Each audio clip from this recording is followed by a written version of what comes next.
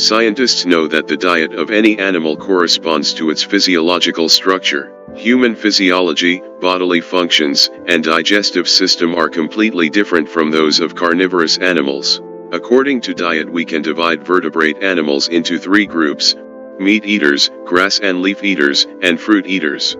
Let us look closely at each and see where humanity fits in.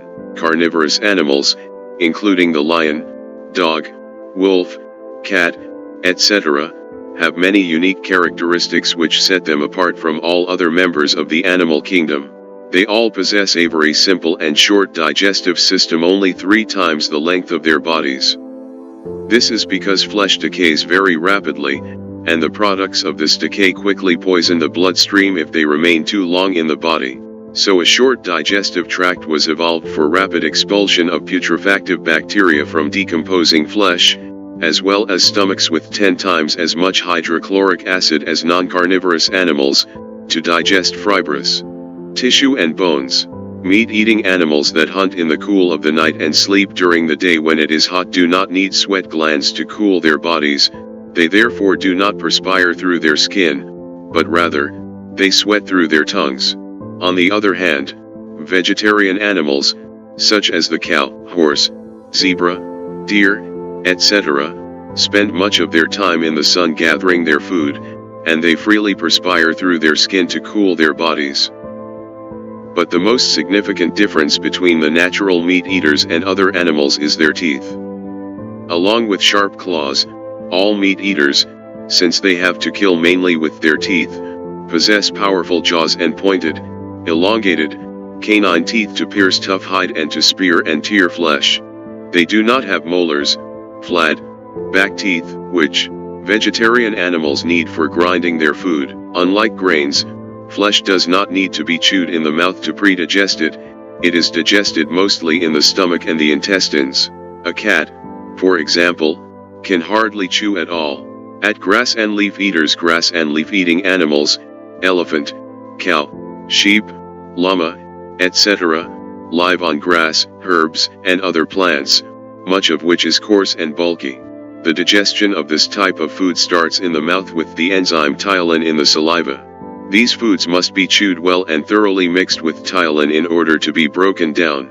For this reason, grass and leaf eaters have 24 special molar teeth and a slight side-to-side motion to grind their food, as opposed to the exclusively up and down motion of carnivores. They have no claws or sharp teeth. They drink by sucking water up into their mouths as opposed to lapping it up with their tongue, which all meat eaters do. Since they do not eat rapidly decaying foods like the meat eaters, and since their food can take a longer time to pass through, they have much longer digestive systems, intestines which are 10 times the length of the body.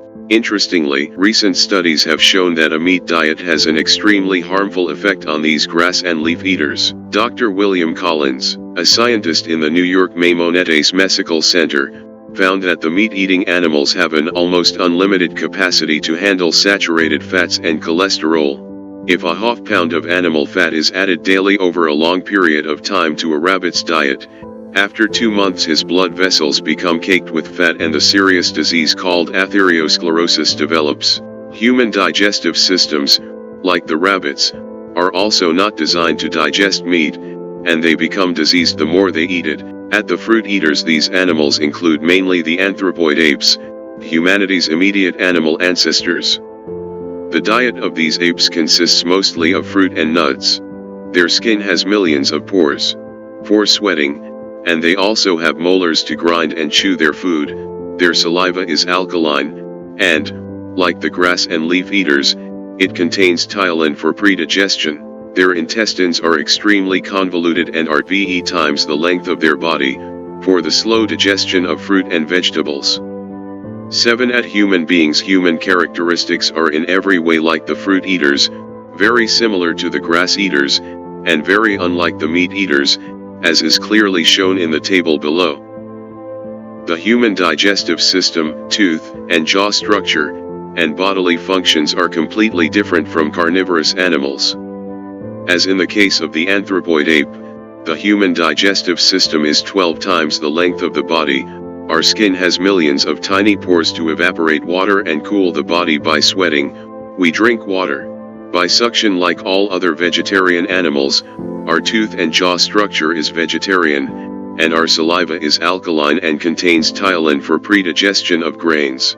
Human beings clearly are not carnivores. By physiology, our anatomy and digestive system show that we must have evolved for millions of years living on fruits, nuts, grains, and vegetables.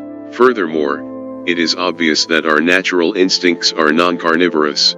Most people have other people kill their meat for them and would be sickened if they had to do the killing themselves. Instead of eating raw meat as all flesh-eating animals do, humans boil, bake, or fry it and disguise it with all kinds of sauces and spices so that it bears no resemblance to its raw state. One scientist explains it this way: a cat will salivate with hungry desire at the smell of a piece of raw flesh but not at all at the smell of fruit. If man could delight in pouncing upon a bird, tear its still living limbs apart with his teeth, and suck the warm blood, might conclude that nature provided him with meat-eating instinct.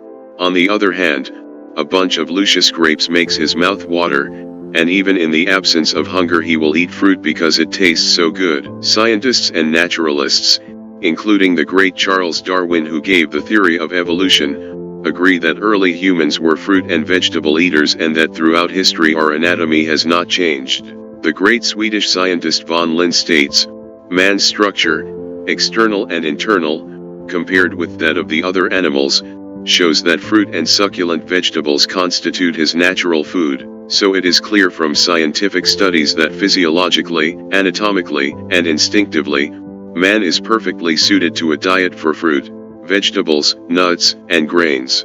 Why do meat eaters get more diseases and die sooner? At poisoning, just before and during the agony of being slaughtered, the biochemistry of the terrified animal undergoes profound changes.